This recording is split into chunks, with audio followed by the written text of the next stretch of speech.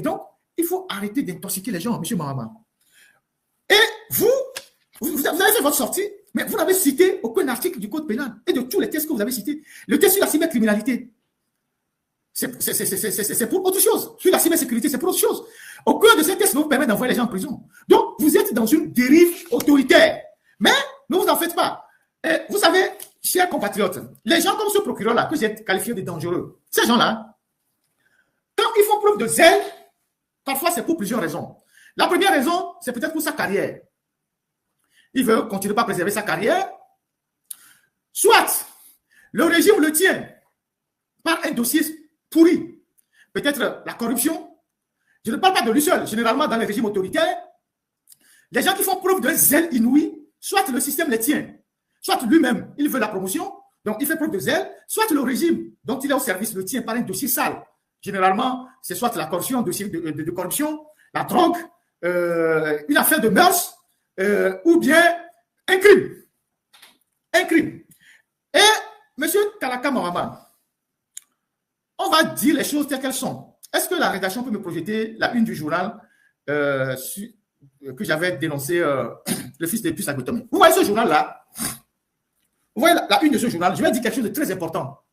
Et c'est ici que le procureur Mahama, il va avoir chaud. Vous savez, il n'écoute pas très bien. Il a un côté, il est chaud d'un côté. On va le gifler de l'autre côté et ses oreilles vont s'ouvrir. C'est pour ça qu'il parle fort, parce qu'il est chaud d'un côté. Donc, vous voyez la une de ce journal-là.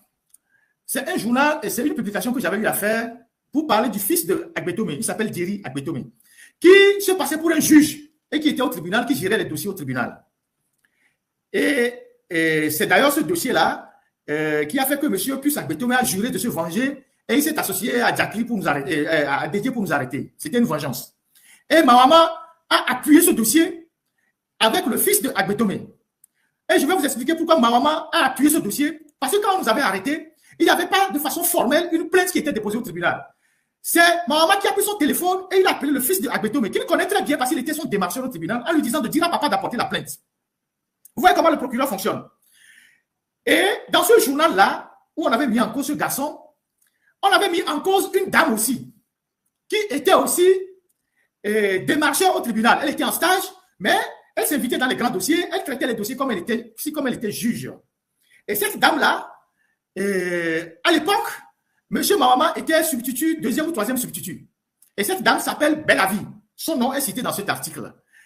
Je vous décris tout ça pour que vous compreniez la communauté d'individus qui se sont ligués contre nous quand Adédié et puis Agbetomé ont voulu régler les comptes avec nous. Le procureur aussi était dedans. Et je vais vous expliquer pourquoi il était dedans. Et c'est là où le match va être très intéressant. Donc, cette dame Bellavi, dont le patronyme, je ne vais pas donner le patronyme, qui est cité dans cet article-là, était en stage au parquet là-bas. Parce que Mahama n'a fait que le parquet. C'était un juge de parquet. Il n'a jamais fait le siège. C'était un juge de parquet. Et donc, cette dame était au tribunal là-bas, au parquet. Et elle était dans tous les dossiers. Et Mahama a fait de cette dame sa maîtresse principale. Cette dame qu'on avait dénoncée à l'époque. A fait de cette dame sa maîtresse principale. Quand il était substitut du procureur. Alors, M. Mahama, on va aller au fond. Et donc, quand ils faisaient leur connerie de amant et de amante, voilà, des amoureux, autant dans le bureau du tribunal là-bas, parce que tu parles d'immoralité. Si on avait fait une enquête de moralité, je ne suis pas sûr que toi, on va te nommer dans un pays normal procureur. Si les enquêtes de moralité existent encore au Togo, je ne suis pas convaincu que toi, Mahama, on va te nommer procureur. Parce que tu es dans des choses très sales. Les magistrats qui couchent avec les femmes au bureau, là, tu en fais partie. Il y en a encore qui continuent de coucher avec les femmes au bureau, dans les bureaux de l'administration. Et donc, toi, avec cette dame-là, vous faisiez vos conneries. Comprenez? Conneries, pas ce que vous voulez. Vous faisiez vos conneries, autant là-bas dans les bureaux fermés que là où vous vous retrouvez. Et vous vous êtes permis de filmer vos ébats sexuels. Magistrat de parquet. Tu couches avec une femme, ta maîtresse, et vous filmez vos ébats sexuels. Magistrat. Et c'est toi qui veux nous donner des leçons sur les réseaux sociaux. Magistrat de parquet. Tu couches avec ta maîtresse et vous filmez vos ébats sexuels. Et ces vidéos ont fuité. Ça va sortir. Maintenant que tu me fais la grève togolaise, ces vidéos qui ont fuité là. À l'époque, les vidéos fuitaient, il n'y avait pas encore les réseaux sociaux. Et tu sais comment tes collègues se sont mobilisés pour éteindre cet incendie. Tes vidéos qui ont fuité là, tes vidéos, tes nudes avec cette dame Bella Vie qui ont fuité là. Comment les magistrats, tes collègues se sont mobilisés pour éteindre ce feu là. Ces vidéos existent. Tu sais là où ces vidéos ont atterri? Tu sais là où les vidéos de tes débats sexuels que tu as filmé avec dame Bella Vie là, tu sais là où ça a suscité? Continue de jouer les cons. Tu veux servir les Nyassimbe, non? Au lieu de servir la République. On t'appelle procureur de la République. Toi, tu t'appelles procureur des Nyassimbe. Tu veux servir les Nyassimbe contre les Togolais. Quand on te dit, tu envoies les innocents en prison, tu dis, tu t'en fous. Que non, toi, tu es là pour servir. Tu as même envoyé la femme de ton collègue juge en prison. Ton collègue juge qui est en entretien. Tu as envoyé sa femme en prison parce qu'elle est dans un groupe WhatsApp, elle a fait des commentaires dans un groupe WhatsApp, elle a participé à une réunion dans un groupe WhatsApp. Tu l'as déposée, elle est toujours en prison, cette dame-là. Ton collègue juge, M. Faré, qui est un entier là, tu as déposé sa femme en prison parce qu'elle a fait un commentaire dans un groupe WhatsApp, elle a participé à une réunion dans un groupe WhatsApp. Et tu as donné le dossier au juge d'instruction. Tu t'en es lavé les mains. Et quand la famille se mobilise, tu dis non, c'est le juge d'instruction qui a le dossier. C'est plus à ton niveau. La femme est en prison. Ton collègue. On va voir le jeu auquel tu es en train de jouer là. Qui va gagner? C'est toi-même qui viendras liker tes nudes sur les réseaux sociaux. Attends, tu vas voir. C'est toi-même, quand ton Bangala va sortir sur les réseaux sociaux là, quand tes nudes vont être sur les réseaux sociaux là, c'est toi-même qui viendras liker. C'est bientôt. Visiblement, peut-être que le régime te tient par ça. C'est pour ça que tu fais les bêtises. Peut-être que le régime a ces vidéos là. C'est pour ça que tu fais les bêtises. C'est pour ça que tu es obligé de marcher au pas. Parce que le régime togolais tient les gens par des affaires comme ça. Peut-être que les renseignements, puisque les vidéos ont fuité à l'époque. Donc, beaucoup de tes collègues ont ces vidéos là. Les gens qui sont intervenus pour calmer l'affaire, ils ont les vidéos. Et nous allons les avoir aussi. Et quand on va les avoir, tu vas voir si tu es un homme moralement habilité à donner des conseils aux gens. Si tu peux être dans un état normal procureur, tu as un magistrat de parquet. Même un magistrat, tu cours, qu'il soit de siège du parquet ou d'instruction. Tu couches avec une femme, vous filmez ça. À quelle fin? À quelle fin? Et c'est toi qui veux te jouer les moralisateurs sur les réseaux sociaux. Donne-nous seulement le temps, tu verras. Tu verras.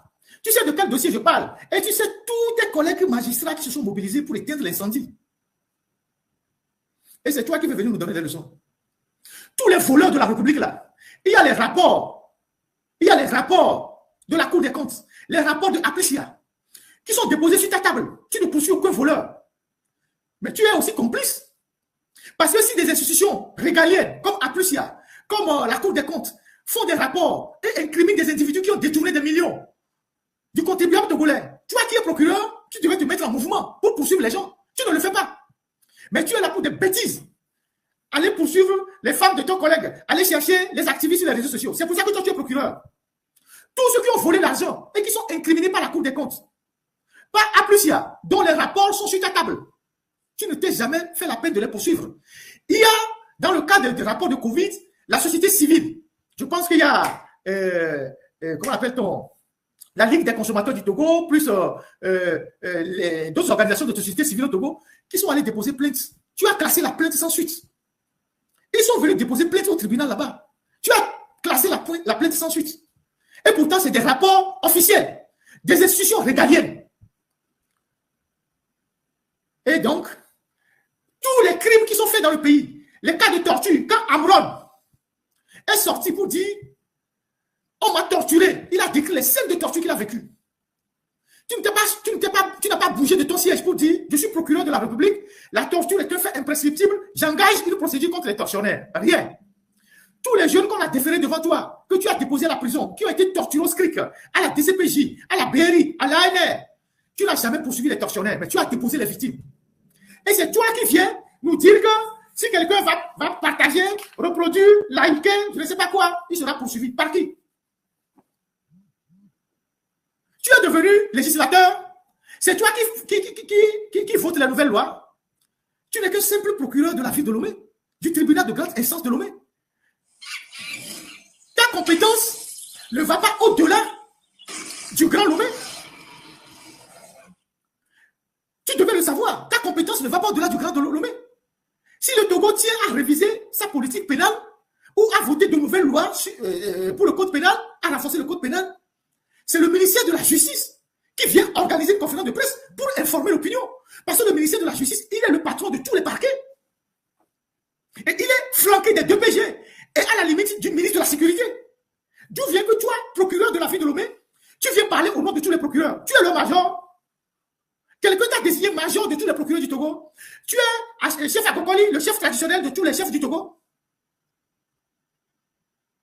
Tu es le chef de tous les chefs traditionnels du Togo. Est-ce qu'il y a une association des procureurs dont tu es le président des procureurs? Et toi aussi, tu as étudié le droit. Et tu ne sais pas que c'est seulement à Lomé que tu es territorialement compétent. Et que ta parole n'engage que ton ressort territorial. Et que tu ne peux pas parler au nom du procureur de Thiévier, au nom du procureur d'Anéron, au nom du procureur de Fogan, au nom du procureur d'Atakpamé jusqu'à Tapaon. Et tu ne sais pas que ton supérieur hiérarchique, c'est le PG, pas ordi. Tu sors gaillardement, tu vas te mettre dans un hôtel, tu portes tes lunettes là, et puis tu racontes n'importe quoi. Merci beaucoup.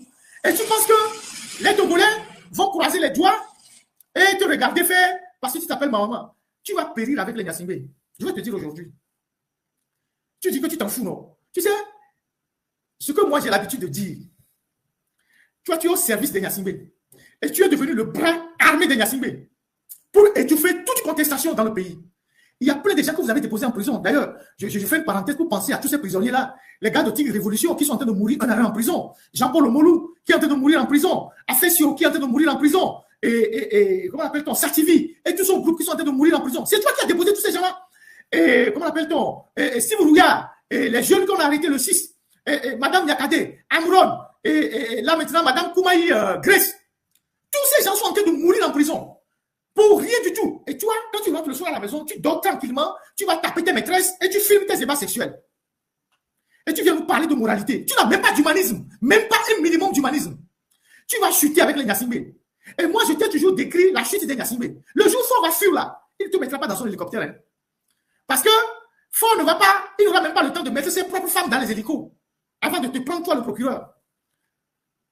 À la limite, il mettra seulement son garde-corps et les valises d'argent dans l'hélico. Mais toi là, les Togolais vont s'occuper de toi. Il faut mettre ça dans la tête. Fort que tu soutiens là, dont tu traduis les volontés là, en mettant les gens en prison, en détruisant la vie des gens là. Le jour ça va chauffer là. Tu as vu au Népal, non? Comment on a électroé les gens? Les gens étaient accrochés aux hélicos, comme des chauves-souris là.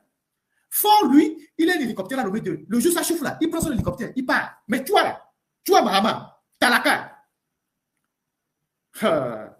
Mais attends, vous êtes trop jeune pour faire ce que vous êtes en train de faire. Vous êtes trop jeune pour être au service d'un régime décadent.